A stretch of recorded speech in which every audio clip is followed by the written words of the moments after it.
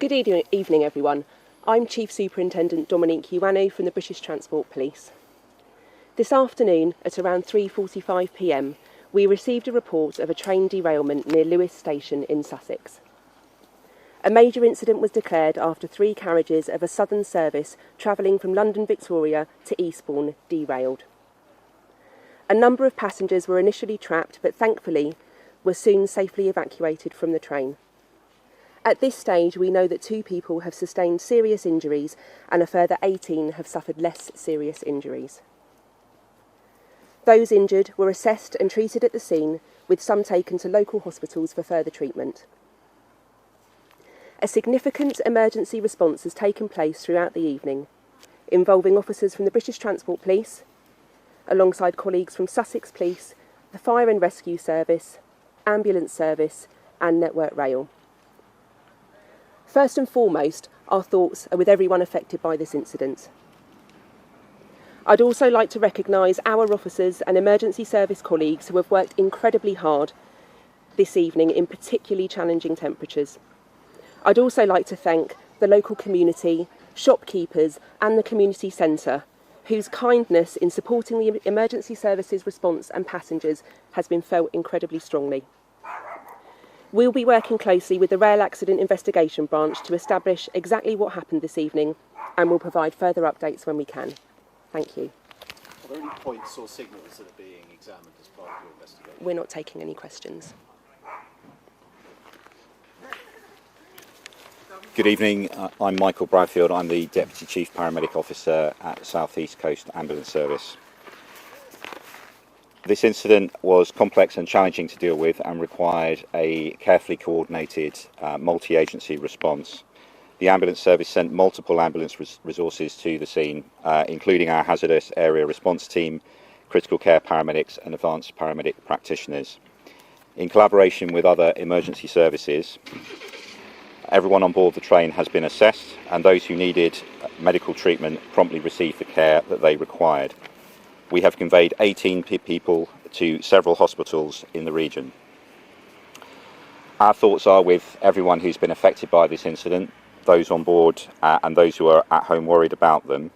I'm pleased to say that we have, as a coordinated effort, rescued and treated everyone involved.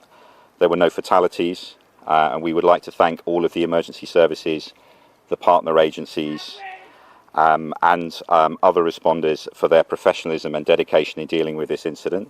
And we'd also like to extend our thanks to all of those in the local community who have rallied round to support. Thank you.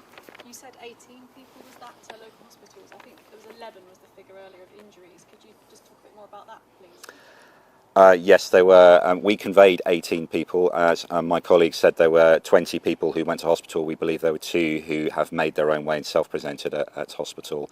There are a range of injuries, 2 of which were categorised as severe and were conveyed to a major trauma centre.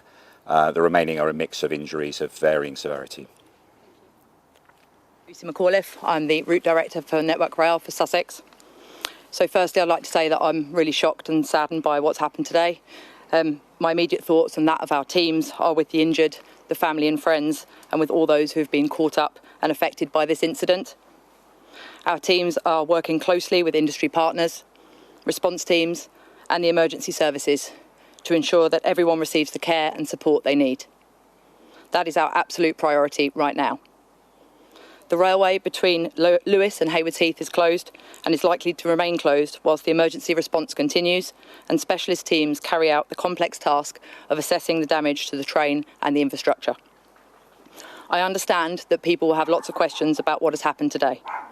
I would like to reassure everyone that we are working closely with the Rail Accident Investigation Branch, who are on site to establish exactly what has happened.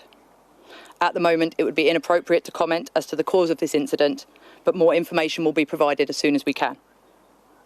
I would like to thank the emergency services and the wider railway family for their professionalism and swift response today. This is an evolving and complex situation. We will provide updates as soon as we have a clearer understanding of the recovery work required and when the railway can safely reopen. In the meantime, customers should check with their train operator for the latest travel advice before they travel. And we recognise the impact that has had to customer journeys today. I can only apologise to everyone who's been impacted by this incident, but I also must thank the local community and the response teams for everything they've done to support the response to this situation. Thank you. Thank you. Thank you.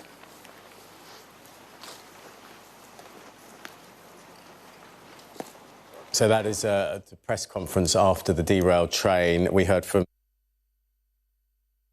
the Deputy Chief Medical Officer and Network Rail. I think the thing that really stood out for me was Network Rail. They're assessing the situation of the train and the infrastructure, and they will be looking into what caused the incident.